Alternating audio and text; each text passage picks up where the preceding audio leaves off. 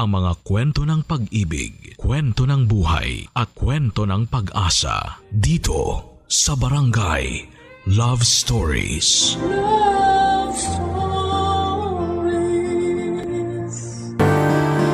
Makapangyarihan ang salita. Kaya nitong makapagbigay ng inspirasyon sa kapwa o di kaya ay makasira sa kumpiyansa ng isang tao. Kaya nga kung wala tayong mabuting sasabihin ay itikom na lang natin ang bibig natin. Ikaw kabarangay, may kilala ka bang masakit magsalita? Dear Papa Dudut, hindi lahat ng tao ay pinanganak at tumatanda na makapal ang mukha. Ang ibig ko pong sabihin, yung ibang mataas ang kumpiyansa sa sarili at malakas ang loob. At merong iilan na kasama na ako doon na mahiyain at kung pwede lang iwasang makipag-usap sa tao para sa ikakapanatag ng loob ay gagawin talaga. Lahat ng klase ng pag-iwas. Sa kaso ko ay nagsimula ang pagiging mahiyain ko noong bata pa lamang ako at mas lumala yon dahil sa pakikitungo at pagkumpronta sa akin ng nanay ko sa ibang tao. Pero bago ko umpisahan, ang kwento ko ay gusto ko munang bumati ng isang maganda at mapagpalang katanghalian sa lahat ng mga kabarangay natin dyan sa Pilipinas. Tawagin niyo na lamang po ako sa pangalang Ronnie, 28 years old at isang OFW dito sa Japan. Kasama ko rito ang kuya Dindo ko na kalilipad lang ditong January. Masaya ako kasi magkasama na kami. Nauna kasi ako rito ng 5 taon, bale nag-extend na lamang ako ng kontrata dahil nagustuhan ng employer ko ang serbisyo ko. Isa nga pala akong barista at waiter, ganoon din ang trabaho ng kuya ko. Pareho rin kaming avid listener ng Barangay Love Stories and in fact, siyang nag-recommend sa akin ng programa ninyo noong pandemic. Hopeless romantic kasi yon at mahilig ding makinig ng radyo kaya nagustuhan niya kaagad ang Barangay Love Stories. Sabi ko nga sabay kaming sumulat sa istasyon ninyo para mapakinggan namin ang aming kwento. Paunahan na lamang kung sino ang mapipili. Magsisimula ang lahat noong nasa Pilipinas pa lamang kami 7 taon na ang nakakalipas. 21 anyos ako noon at aminadong may pagkamahiyain. Ako yung tipo ng tao na mas pipiling umupo sa dulong bahagi ng classroom kung saan ay malayo sa mga kaklase ko at hindi masyadong pansinin. Kahit nung elementary pa lamang ako ay malaking pagsubok na talaga sa akin ang pagpasok sa eskwelahan. Kaya tuloy ay hindi rin ako masyadong natuto at madalas ay kulelat sa klase. Bagay na laging kinakainis ng nanay ko, Papa Dudut.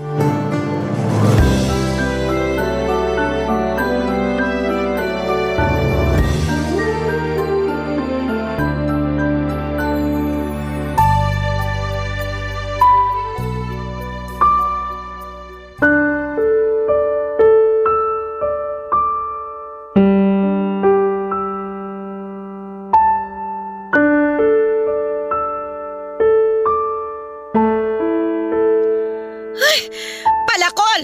Oh, palakol na naman! Puro na lang palakol tong mga grado mo, Ronnie! Pasensya na po kayo, Nay. Nung nakaraang grading, humingi ka rin sa akin ng pasensya. Sabi mo, aayusin mo na ang pag-aaral mo. Pero wala namang pinagbago tong mga grado mo, oh! Puro palakol! Ginawa ko naman po yung makakaya ko. Ito na ba yung makakaya mo? Ha? Nay, tama na po. Kahit kailan talaga, napakalabnaw niyang utak mo! Alam nyo naman po na hindi ako matalino pero pinag-aaral nyo pa rin ako. Ayun na nga eh! Hindi ka nga matalino, kaya mas lalong kailangan mo mag-aral! Nay naman ayoko na pong mag-aral. Abay, loko-loko talaga tong batang ito ah! Anong ayaw mo mag-aral maswerte ka nga kasi pinag-aaral kita! Marami dyan mga katulad mo na gustong-gusto mag-aral pero hindi pinag-aaral ng magulang! Di sila na lang po yung pag-aralin nyo. Aray! Hoy ha! Sa susunod, hindi lang bato ka makukuha mo! Ingungudgud ko na sa sahig yung mukha mo! Bakit ko sila pag-aaralin? Anak ko ba sila? Nay naman Ikaw nga tigilan mo ako sa kakaganyan mo ha?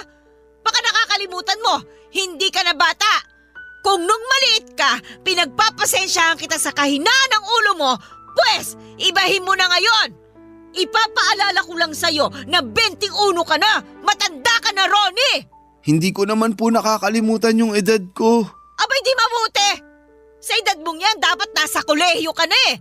Katulad ng mga kaklase mo noon. Abay, hindi ka ba nahihiya dun sa mga kasabayan mo nung elementary ka? Yung iba doon anak ng mga kaibigan ko. Ayun, nasa third year college na ngayon. Tapos ikaw, hindi ko pa alam kung gagraduate ng high school? Ayan na naman po kayo. Kinukumpara nyo na naman po ako sa kanila, Nay. Abay malamang! Kanino kita ikukumpara? Sa kuya mo? Eh bulakbol din yung hayop na yun eh! Kaya hindi rin nakapagtapos ng kolehiyo! Kaya nga po wag nyo na lang akong ikumpara sa ibang tao. Nakakasama kayo ng loob eh. Ikaw pa talagang may ganang sumama ang loob. Eh kumusta naman kaya yung loob ko? Yung nararamdaman ko? Kasi kung tatanungin mo ako, gigil na ako sa'yo ngayon! Ay! Ang gusto ko lang naman kasi, ayusin mo ang pag-aaral mo. Ito lang yung kaya ko ipamana sa'yo eh. Wala kaming malaking kayamanan ng tatay ninyo. Kaya nga pagsikapan mo makapagtapos. Ay, sorry po ulit, Nay. Puro ka na lang sorry. Tapos hindi naman kita nakikitaan ng pagbabago. Hindi ko na po alam gagawin ko eh. Hindi ako kasing talino ng mga anak ng kaibigan nyo. Kaya nga lalo mong pagsikapan para maging kasing talino ka nila. Parang imposible naman po yun. Malayong malayo na po sila sa akin. Wala akong pakialam. Kung kailangan mo magsikap ng husto para mahabol sila at mapantayan, abay gawin mo. Para naman kahit papano, may pagmalaki na kita sa mga kaibigan ko.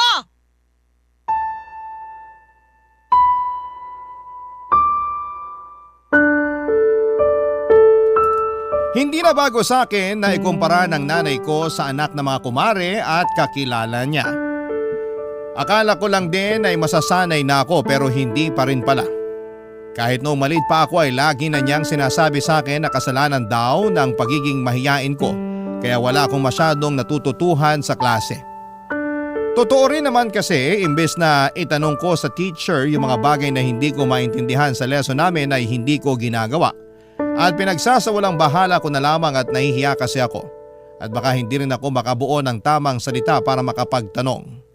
Medyo bulol pa ako noon. Natatakot ako na pagtawanan ng mga kaklase ko kaya mas gusto ko na manahimik na lamang. Ayos lang na bumagsak ako kasi gusto ko na tumigil na lamang sa pag-aaral. Pero nairaos ko pa rin naman ang elementary at high school kahit na ayaw ko na talagang pumasok. Kaya lang dahil sa mga bagsak ko ay naging repeater ako o yung bang umuulit ng grade level. Naunahan na tuloy ako ng ibang mga kaklase ko. Sa edad ko noong 21 ay kakatapos ko pa lamang sa high school at nagdadalawang isip akong magkolehiyo. Hindi naman po sa wala akong pangarap sa buhay pero hindi ko nararamdaman sa puso ko na gugustuhin ko pang mag-aral ng 4 na taon o higit pa. Kaya lang natatakot naman akong magtrabaho kaya ano na lamang ang gagawin ko. Sinabi ko yon sa isa sa mga kaklase ko na pinagkakatiwalaan ko. Sinabi niya na sumama ako makipag-inuman sa kanila ng mga pinsan niya para mabawasan daw ang pagiging mahiyain ko. Naisip ko na wala namang mawawala kung sasama ako sa inuman na yon. Kaya naman nagpunta ako, Papa Dudut.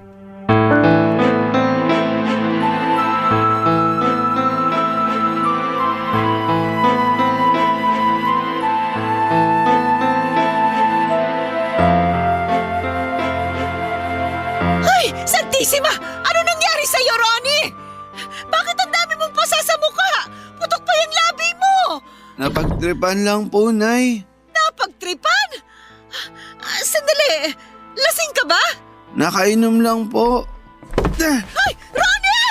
Nay, bakit po bang ingay nyo? Tumahimik ka nga dyan! Tulungan mo na lang ako rito! Ibangon mo yung kapatid mo at iupo mo sa bangko! Dalian mo! Ano ba kasing ginawa mo sa sarili mong tukmul ka? Oh, ikaw pala, Kuya Dindo. Kadiri! Kailan ka pa natutong uminom? Halika na, bumangon ka dyan.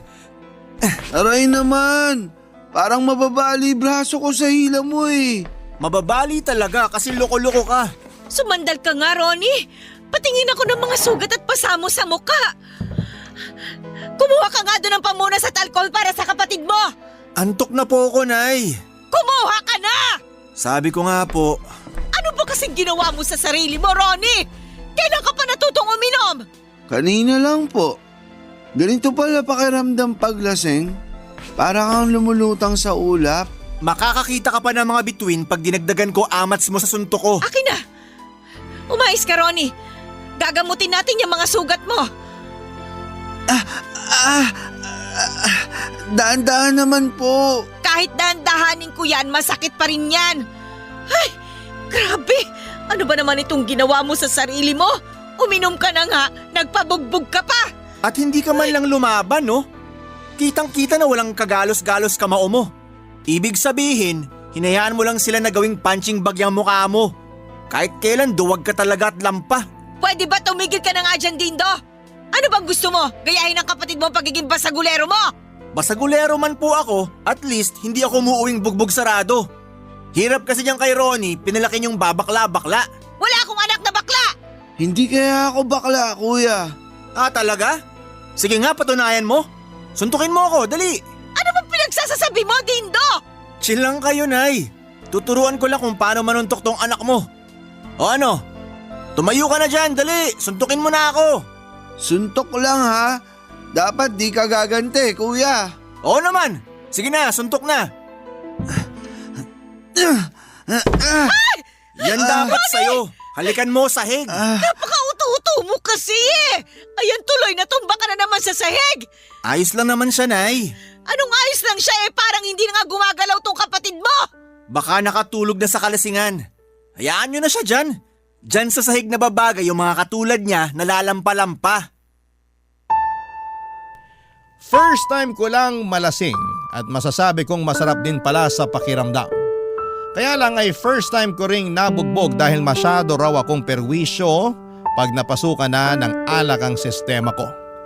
Simula noon ay hindi ko na ulit ginustong uminom ng alak lalo na at hindi pa rin mawala-wala sa isipan ko ang lahat ng mga masasakit na salita na sinabi sa akin ng nanay at ng kuya ko.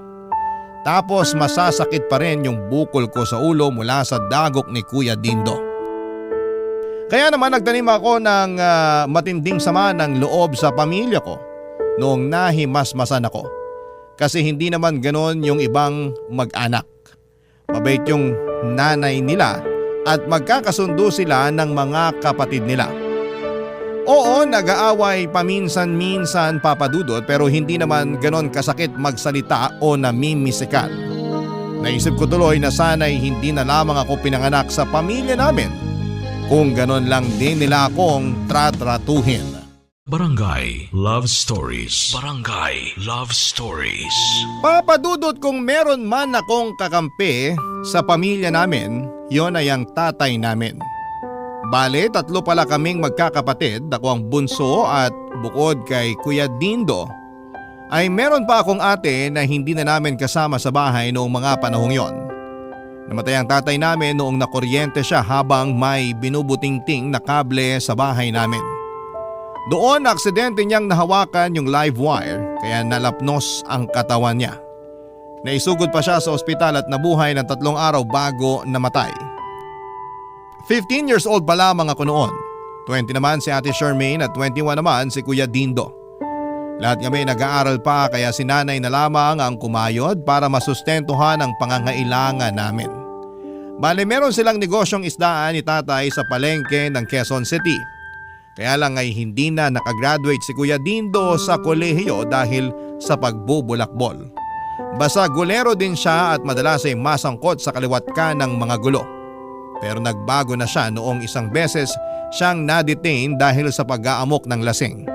Doon naranasan niyang mabugbog na mga inmates kaya tumino siya paglabas niya. Nagtrabaho na lamang siya pero palipat-lipat naman dahil hindi rin siya nagtatagal. Reklamador din kasi siya at walang tiyaga sa trabaho. Si Ate Charmaine naman ay nabuntis bago ang araw ng graduation niya sa kolehiyo. Kaya labis din ang pagkadismaya ni nanay sa kanya.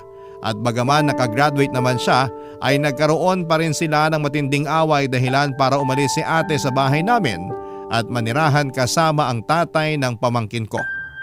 Buti na lamang at dumadalaw pa rin siya sa bahay kaya nakakapag-usap pa rin kami, Papa Dudut.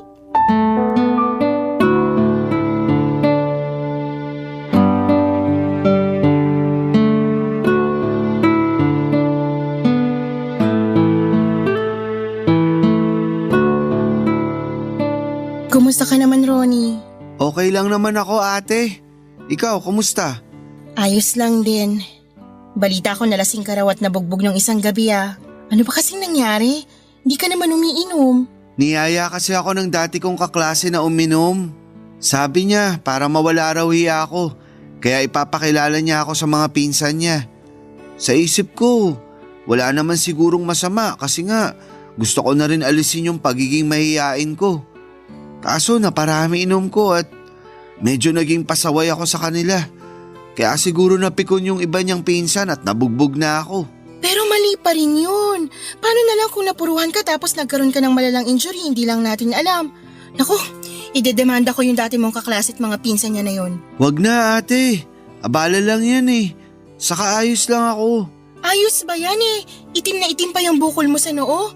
Huwag mo sabihin pati yan kagagawa nila, anak ko naman talaga. Hindi naman nila to kasalanan. Kasalanan to ng pagiging lampa ko. Doon na rin ako sa sahig nakatulog. Kaya galit na galit sa akin si nanay. May bukol pa nga ako sa ulo bukod dito sa noo. Talaga? Hawak nga. Sakit ate. Gosh, ang laki. Ang natatandaan ko kasi, hinamon niya ako na suntukin ko siya. Mali ko lang, pinatulan ko. Kaya ito na pala ako. Siya yung mali. Kasi bakit ka pa niya kailangang hamunin na suntukin siya? Kasi di raw ako gumanti nung binugbog ako. Kaya tinawag niya akong babakla-bakla. Pero ganun naman talaga si kuya, di ba? Basagulero na mayabang. Oo, pero hindi pa rin tama yung ginawa niya. Imbis na yung mga pasamo na lang sa mukha ang intindihin mo, iisipin mo pa yung mga bukol mo. Kawawa ka naman. Okay lang naman ako. Malayo to sa bituka. Oo nga, pero mas malapit yan sa utak. Ano sinabi ni nanay? Wala, bukod sa pinagalitan ako kinabukasan nung naimasmasan na ako. Ang kapal daw ng mukha ko kasi nakuha ko pang uminom at makipag-away.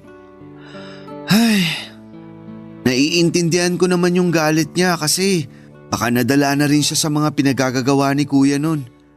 Pero nasaktan pa rin ako. Masakit naman talaga magsalita si nanay kahit nung nandito pa ako kung ano-ano rin ang sinabi niya sa akin dahil lang nabuntis ako bago makagraduate. Pati sa anak ko na nasa tiyan ko pa noon may sinabi na rin siya. Akala mo hindi niya apo yung batang pinagsasalitaan niya na masama. Bakit kaya ganun si nanay, no? Hindi siya katulad nung ibang nanay na mga kakilala ko.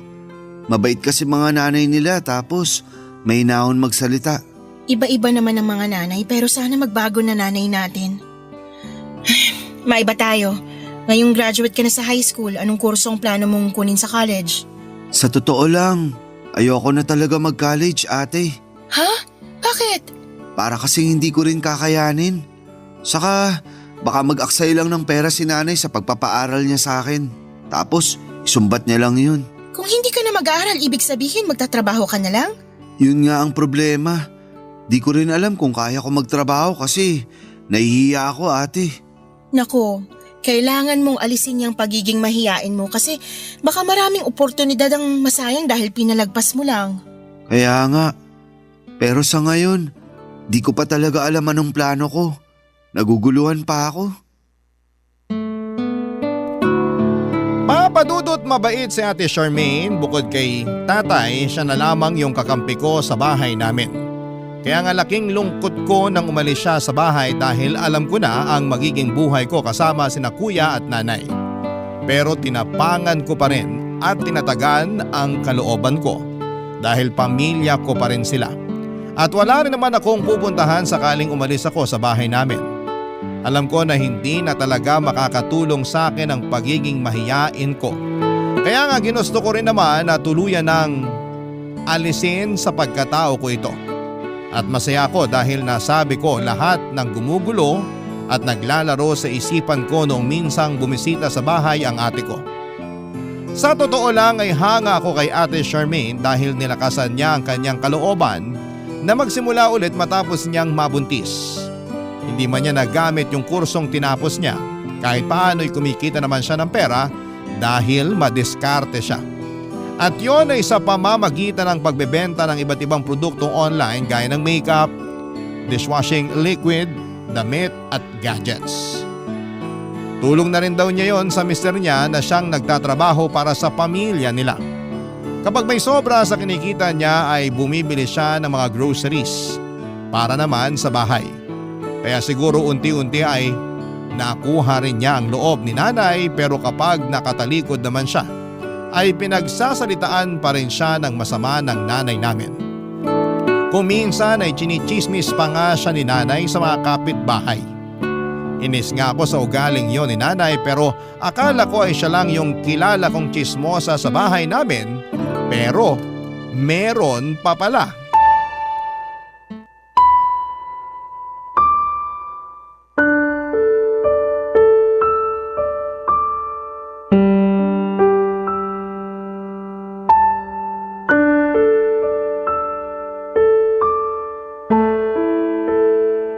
Sinabi niya talaga yon, Dindo? Oo, Nay! Dinig na dinig ng dalawang tenga ko. Aba, naghanap pa talaga siya ng kakampi kay Charmaine, ha? Oo, Nay! Ayan na yung magaling yung anak. Hoy, Ronnie! Halika nga rito. Bakit po, Nay? Yumuko ka ng kaunti. Po? Yumuko ka ng kaunti, sabi eh. Ang tangkad mo, hindi kita abot. Sige po. Ayan po. Yan ang Aray dapat ko, sa'yo. Nay! Ayos ah! Solid yun, Nay! Tumigil ka dyan. Baka ikaw ang sunod kong batukan. Bakit naman ako nadamay bigla? Ay, mabuti pa, eskapo na ako. Mamaya mabatukan pa ako. Bakit nyo naman po ako binatukan? Nagtatanong ka pa talaga? Hindi ko naman alam yung rason nyo. Nalaman ko lang naman na ayaw mo na palang magkolehiyo.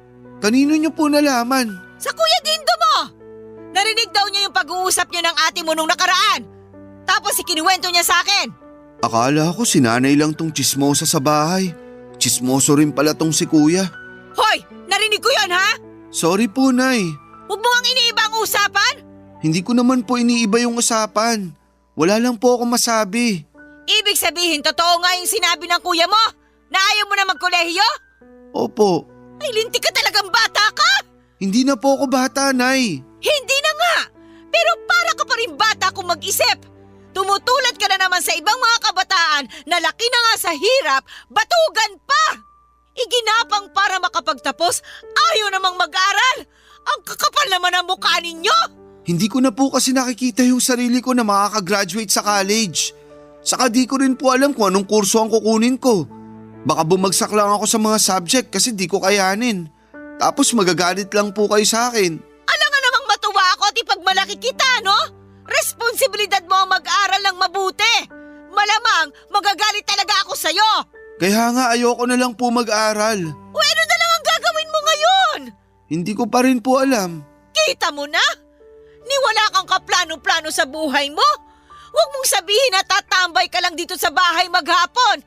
Aba naman, mahiya ka naman sa akin, Ronnie. Ako ito nagpapakahirap magtrabaho dun sa palengke para lang mabuhay kayo, tapos gaganyanin niyo lang ako? Pinag-aaral tapos ayaw mag-aral. Ibang klase rin talaga ang takbo ng utak mo ano? Susubukan ko pong maghanap na lang ng trabaho, Nay. Abay dapat lang!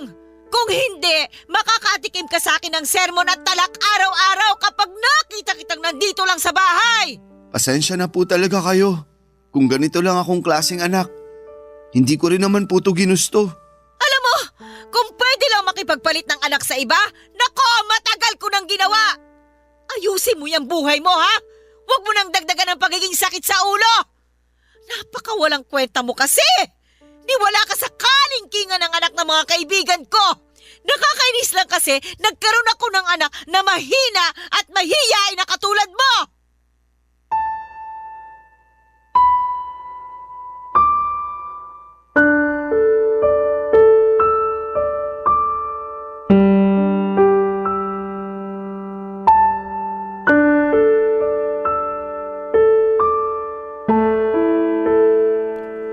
Papadudot dahil sa pangchichismis sa akin ni Kuya Dindo kay nanay ay hindi na ako nagkaroon ng tamang panahon. Naiproseso sa utak ko kung paano ko sasabihin at ipaliwanag sa kanila na ayoko nang magkolehiyo. Hindi naman masama ang intensyon ko dahil alam ko sa sarili ko na baka hindi ko rin kayanin yon. Sapat na yung nakakabasa ako, nakakasulat at nakakapagbilang. Kahit naman paano ay nakakaintindi ako sa basic English, kaya hindi ko na kailangang magpakadalubhasa sa ibang propesyon. Sa totoo lang ay hindi pa ako sigurado sa plano kong gawin sakaling hindi na ako pumasok sa eskwelahan sa darating na pasukan. Bala kong saka na lang yung isipin kapag nasabi ko na kay nanay ang plano kong paghinto sa pag-aaral. Pero dahil sa pagiging bida-bida ni kuya ay nagkagulo na naman sa bahay namin at minasama na naman ng nanay ko ang naiisip ko. Ang sakit-sakit sabihang walang kwentang anak. Makasarili at hindi marunong tumanaw ng utang na loob sa mga magulang na nagpaaral sa amin. Lahat ng mga masasakit na salitang yon ay naipon sa dibdib ko at pakiramdam ko ay gusto ko nang sumabog at gusto ko nang magwala ng mga panahong yon sa sobrang sama ng loob at sa sobrang sakit ng pinagdaraanan ko. Barangay Love Stories. Barangay Love Stories. Papadudot pinanindigan ko ang desisyon kong wag nang mag-aral. Doon ko na rin sinimulang maghanap ng pwedeng mapasukang trabaho para kahit paano ay kumita ako ng pera. Walang tigil na rin kasi ang pagpaparinig sa akin ni nanay na kung hindi ako mag-aaral ay maghanap buhay na lamang daw ako para naman may silbi ako. Pero natagalan pa rin akong makahanap ng trabaho dahil sa pagiging mahiyain ko. Sa awa naman ng Diyos ay nakapasok ako bilang tagaluto ng burger sa isang 24/7 burger shop sa lugar namin. Challenge talaga sa akin ang kumausap ng customer pero nahasa naman noon ang kakayahan ko at nawala ang pagiging mahiyain ko. Nagkaroon ako ng kumpiyansa sa sarili ko at kaunting tapang sa dibdib. Mula nung maramdaman ko yon sa kaloob-looban ko ay nagkaroon ako ng katiting na pag-asa na baka pwede akong mangarap at sumubok ng mas malaking bagay para sa sarili ko. Mahal ko naman ang ginagawa ko ng mga panahon na yon pero ayokong magluto at magbenta ng hamburger hanggang tumanda ako. Bukod doon, ang baba ng sweldo dahilan para lagi pa ring magreklamo at magbunganga sa akin ang nanay namin, Papa Dudut.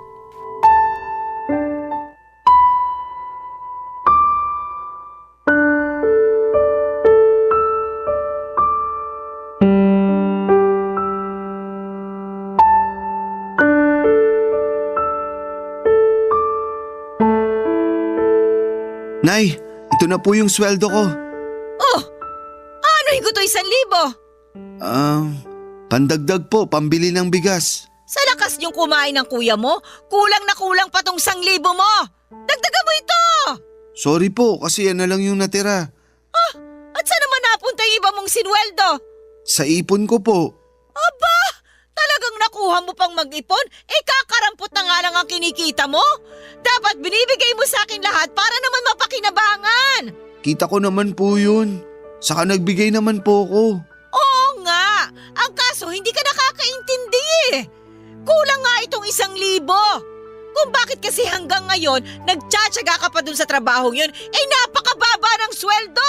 Pangarap yata ni Ronnie magtinda at gumawa ng hamburger hanggang mamatay siya eh. Pwede ba kuya? Huwag mo nang pakialaman yung trabaho ko. Ikaw nga walang permanenteng trabaho.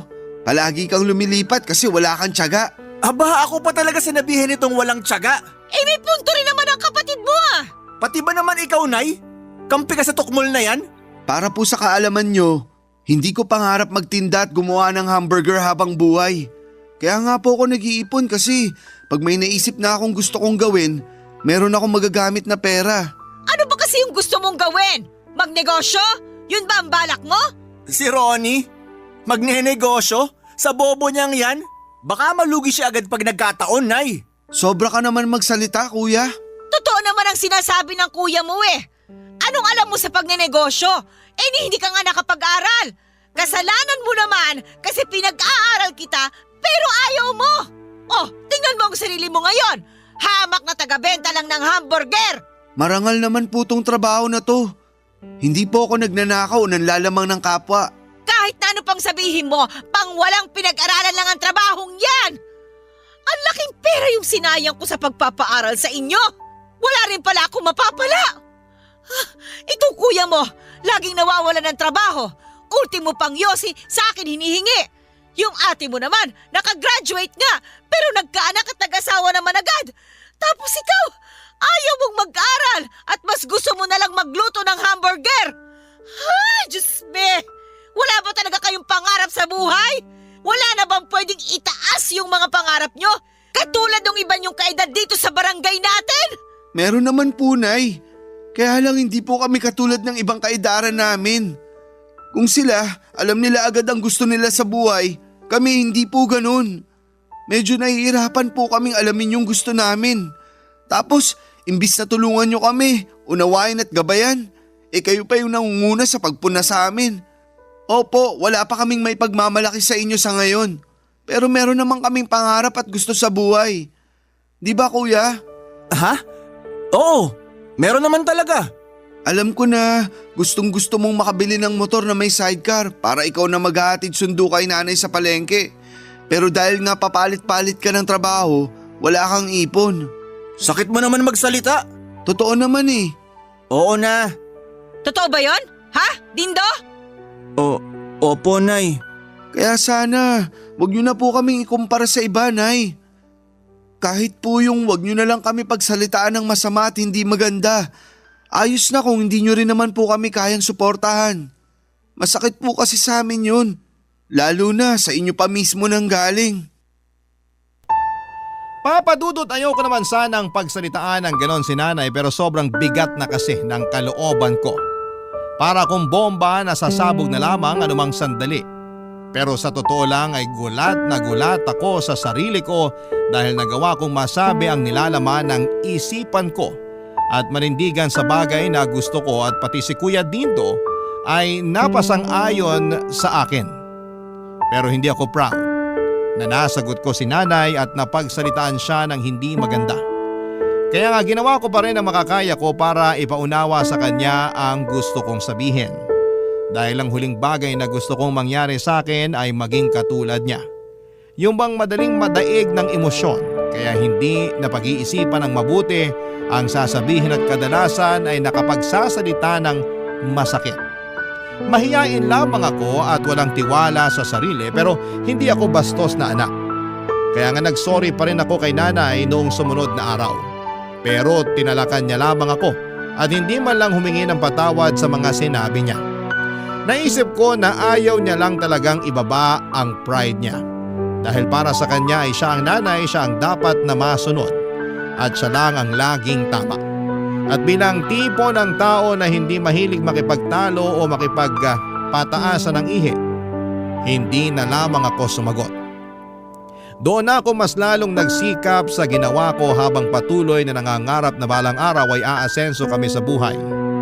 Isang araw ay niyaya ako ng dati kong katrabaho at kaibigan sa burger shop kung gusto ko raw ba siyang samahan na kumuha ng short-term course tungkol sa food and beverages. Nagka-interes ako kaya hindi na ako nagdalawang isip na mag-enroll din, papadudot.